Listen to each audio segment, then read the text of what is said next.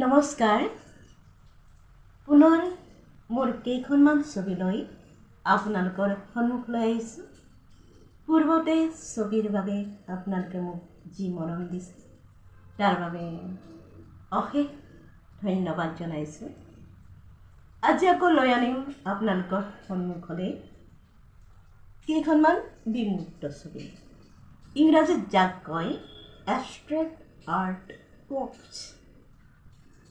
আগতে কিছু ইয়াৰ আভাস দিছিলোঁ, আজি অকণমান তাৰ লগতে সংযোগ কৰিছোঁ যে যেতিয়া আমাৰ সৰল জীৱন যাপন আছিলে, যেতিয়া কোনো জটিলতা নাছিলে, সাম্ৰাজ্যবাদী আগ্ৰাসন নাছিলে, অৰ্থনৈতিক প্ৰতিযোগিতা নাছিলে, তেতিয়া আমাৰ মানুহবোৰ বৰ সহজ সৰল আছিলে।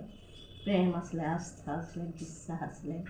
কবিতাবোৰো ঠিক তেনেকুৱাই বৰ স্বতঃস্ফূৰ্ত সুন্দৰ আছিলে। এই যে নলিনীবালা দেৱীৰ মেলিলো প্ৰথম চকু তোমাৰ কোলাতে আই, জনমৰ আদিম পুৱাৰ মুদিম আকৌ চকু তোমাৰ কোলাতে আই, জীৱনৰ শেষ সন্ধিয়া। গতিকে এই যেনেকৈ কবিতাবোৰ খুব সৰল আছিলে সেই সময়ত, আৰু আপোনালোকে বহুত কবিতা জানে হয়তো। গতিকে সেইখিনি আমি যিখিনি স্বতঃস্ফূৰ্ত সহজ সৰল ভাৱৰ কবিতা পঢ়ি আহিছিলোঁ, সেইখিনি সদায় আমাৰ মনৰ মাজত সজীৱ হৈ আছে। তেনেকৈ কবিতাবোৰ যেনেকৈ সৰল আছিলে, কিন্তু আজিকালি আধুনিক যুগত আধুনিক কবিতাৰ যি বৈশিষ্ট্য, যি জটিলতা বা শব্দ গাঁথনি, সেইখিনি সময়ে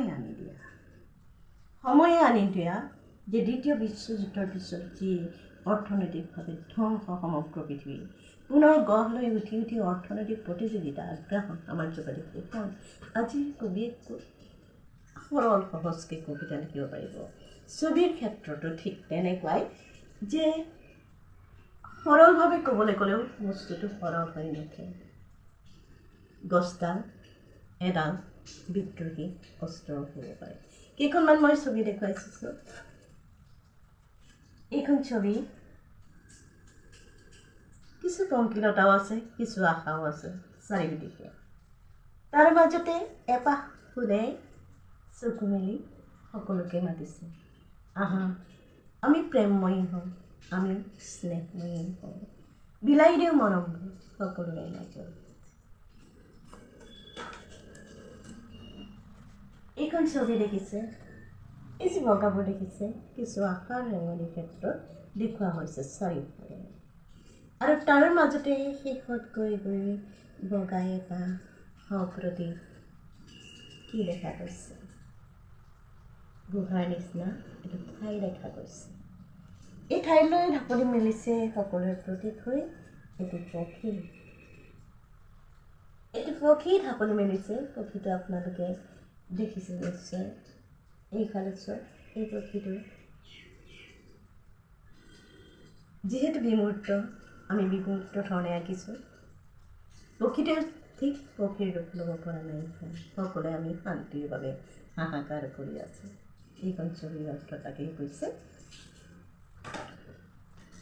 এই যে কেঁচুৱা কালৰ পৰা আমি শান্তি বিচাৰোঁ, শান্তি পালে আমাৰ মনটো হাঁহিৰে পৰিপূৰ্ণ হৈ উঠে, আনকো প্ৰেম বিলাব পাৰোঁ। কেঁচুৱা অৱস্থাৰ পৰা এই যাত্ৰা, আমাৰ যাত্ৰা সত্যৰ দিশে, শান্তিৰ দিশে, পোহৰৰ দিশে।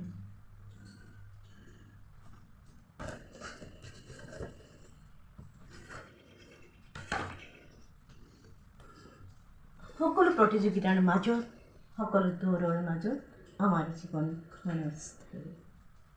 যিমানে আমি বিফল নহওঁ কিয়, এগৰাকী নাৰী, তাৰপিছতে এখন কচুপাত দেখুওৱা হৈছে যে এই পানীত বাগৰি পৰিলে জীৱন যেনেকৈ ক্ষণস্থায়ী, জীৱনো কচুপাতৰ কাৰণে, তাকেই ক'বলৈ বিচৰা হৈছে এই ছবিখনৰ যোগেদি। আমি দৌৰিছোঁ, কেৱল দৌৰিছোঁ, দৌৰি পোহৰৰ দিশে গৈ আছোঁ। কেতিয়াবা চকুৰে প্ৰেম ৰখিছে, কেতিয়াবা অগ্নিস্ফুলিংগ হৈছে। নাৰী ছবি এখন এগৰাকী বিহবলা নাৰী। আপুনি মই জানো বিহবলা নহয়, শান্তিৰ দিশত, সত্যৰ দিশত। ভালে থাকক সকলো। পুনৰ ছবি লৈ আপোনালোকৰ মাজলৈ আহি ধন্যবাদ।